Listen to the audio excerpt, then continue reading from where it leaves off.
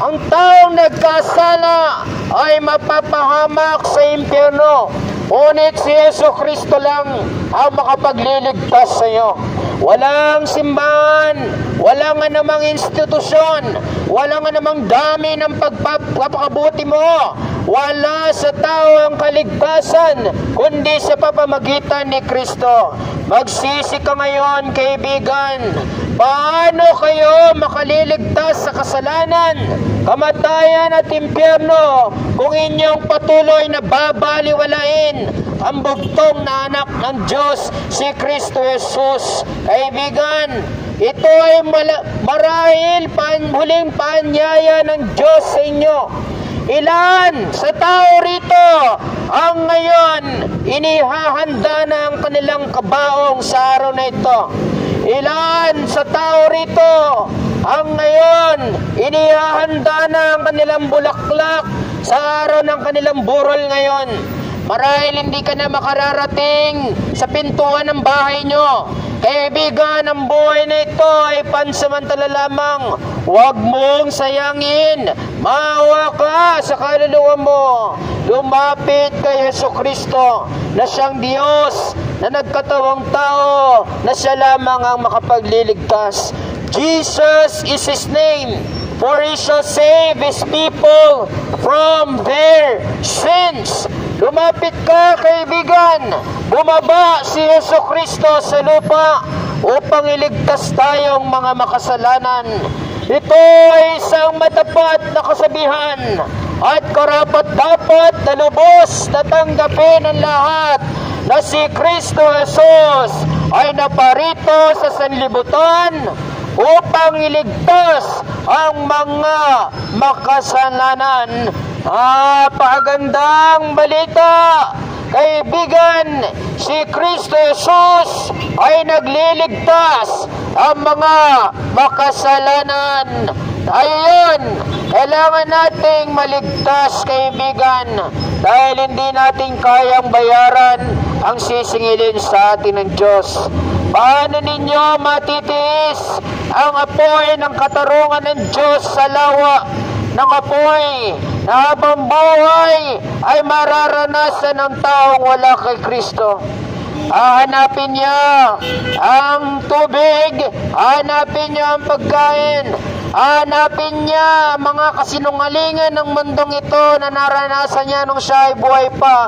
Ngunit hindi niya matatagpuan doon, sapagkat katarungan lamang ng Diyos ang umiiral doon sa lawa ng apoy. Ngunit may tagapagligtas, ang Panginoong Jesus. Si Jesus ay Panginoon ng mga Panginoon, Hari ng mga hari. Si Jesucristo lang ang makapagliligtas sa inyo at wala nang iba. Magsisi, people of Sabarte, repent and return to God by believing on the Lord Jesus Christ. Call upon His name, for the Bible says, whosoever shall call upon the name of the Lord shall be saved. Repent, people of Sabarte. Abot kamay nyo na ang kaharian ng Diyos. Ngunit tinatanggihan nyo, nasa katauhan ni Kristo Jesus. Amen. Kaibigan, ang Panginoong Jesus ang tagapagligtas. Huwag mong sayangin ang buhay mo. Kilalanin mo siya bilang iyong Panginoon at tagapagligtas. Walang kwenta yung sabihin mong Kristiyano ka kung sa buhay mo naman itinatakwil mo si Kristo. Kung ang buhay mo naman ay taliwas sa pagkatao ni Kristo, walang kwenta na sabihin mong Kristiyano ka. Kaibigan, kailangan mo magkaroon ng realidad na relasyon kay Kristo. Lumapit ka sa Panginoong Jesus. The same invitation that Jesus Christ gave while He was here on earth, the same invitation being given to you. Repent, come unto me, all ye who labor and are heavy laden, and I will give you rest. Take my yoke upon you, and learn of me, for I am meek and lowly in heart. Kaibigan, lumapit ka kay Kristo Jesus. Pagsisihan mo ngayon ang iyong mga kasalanan at kilalanin si Jesus bilang iyong Panginoon at tagapagligtas.